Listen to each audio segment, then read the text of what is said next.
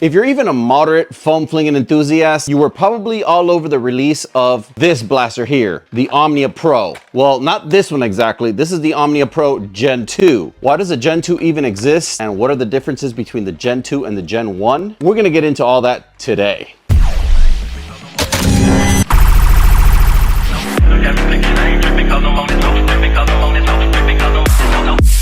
Even though I personally did not have any of the problems that a lot of other Nerfers did with my original Omnia Gen 1. You can see the review for that right here. I'll put a link right here. Not sure how you are with your chronology OCD, but if you're like me, you're probably gonna wanna catch up on the history of what's going on with this. So you might wanna watch that one and then come back to watch this one. You can suit yourself, but if you've been following this channel for the greater part of the summer, you probably already have a hint of what's going on. The reception of the Gen 1 Omnia was fairly mixed, but for the most part, there was a lot of people that made their voices heard on their complaints of various issues. Now, I do have to say, I wasn't 100% without issues with my Gen 1. I did have one complaint, but it has since been addressed, and that was the complaint of a flimsy stock that would just come loose very, very easily without even having to press on this release lever. That was very dangerous because you could have lost your blaster at any time. Now, there's been mods that can address that ever since, but then again, it goes back to why do we have to mod a blaster that should be perfectly fine from factory? The issues that others complained about, however, were far more serious and had to do with actual performance characteristics of the blaster. Things such as shooting to the right, bad flywheel alignment, an extensive trigger delay for both semi-automatic, 3-shot burst, and a little bit on the automatic, even though the automatic was a little bit better, were some of the gripes other consumers had. However, you guys know me. I'm a big fan of Dart Zone. I've been praising them for a very long time. I love their products. I love their blasters. Never really had any serious problems that I couldn't fix myself. I'm pretty handy with my technical work, but at the same time, I do believe in the theory that blasters should come at least 100% serviceable right off the shelf. Shout out to Brian and Brandon for sending me this Omnia Gen 2 sample. I did not complain about my Gen 1 originally, as you were able to see in my review from this summer, so I never reached out to them to send me a replacement. However, towards the end of 2023, they did reach out to me and offered to bring me on board as a collaborator, and in turn sending me an Omnia Pro Gen 2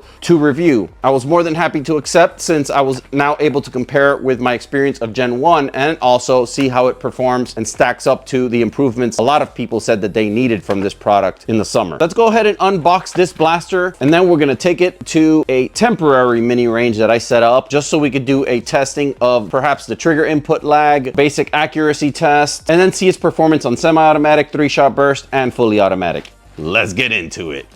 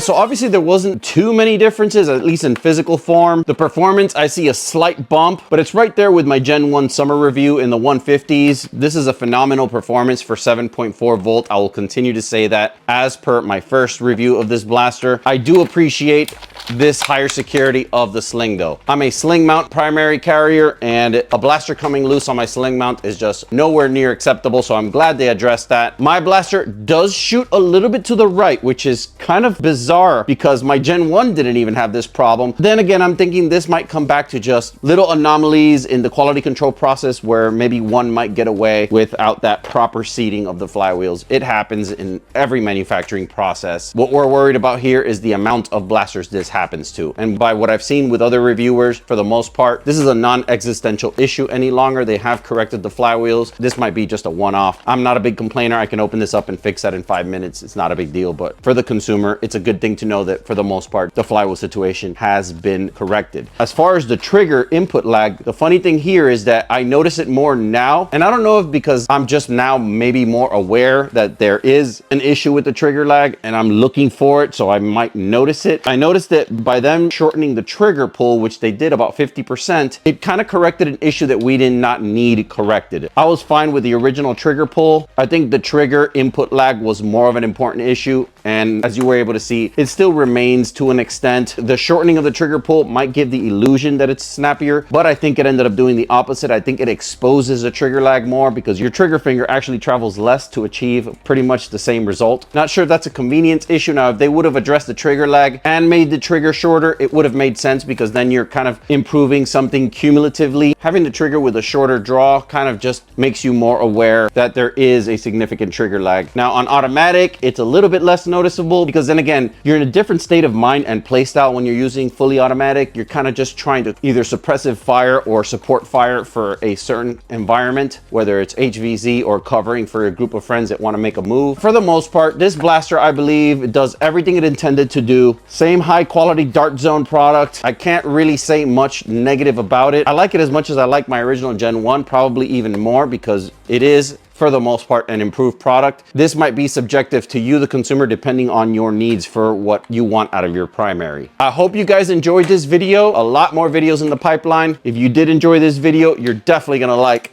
this one. I'll catch you on the next one. Stay blasted, foam fam.